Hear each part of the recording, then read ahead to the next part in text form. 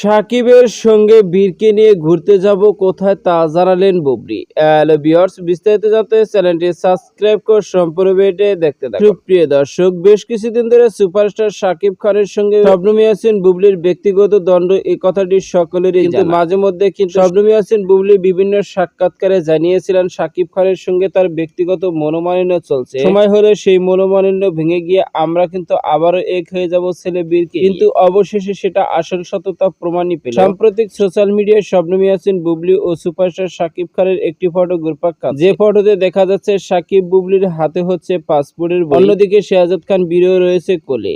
আর এই ফটোটি বর্তমানে সোশ্যাল মিডিয়ায় ভাইরাল হওয়ার পর থেকে এক ধরনের মন্তব্য সোশ্যাল মিডিয়ায়, হয়তোবা সাকিব বুবলি মান অভিমান ভুলে গিয়ে কোথায় যেন ঘুরতে যাচ্ছে, আর এবার সাকিবের সঙ্গে বীরকে নিয়ে ঘুরতে যাবে কোথায় সে বিষয়ে মন্তব্য করলেন শবনম। কাল এক সাক্ষাৎকারে শবনম ইয়াসিন বুবলি জানান, সাকিব খান ও আমার হাতে সকলে হয়তো একটা ফটো দেখেছে, যে ফটোতে দেখা যাচ্ছে আমাদের পাসপোর্ট হাতে বই। সত্যি খুব শীঘ্রই দেশের বাইরে কোথায় ঘুরতে যাব, তবে কোথায় ঘুরতে যাব এই বিষয়টি এখন মন্তব্য করতে চাচ্ছি না, সময় হলে আপনারাই দেখতে পাবেন।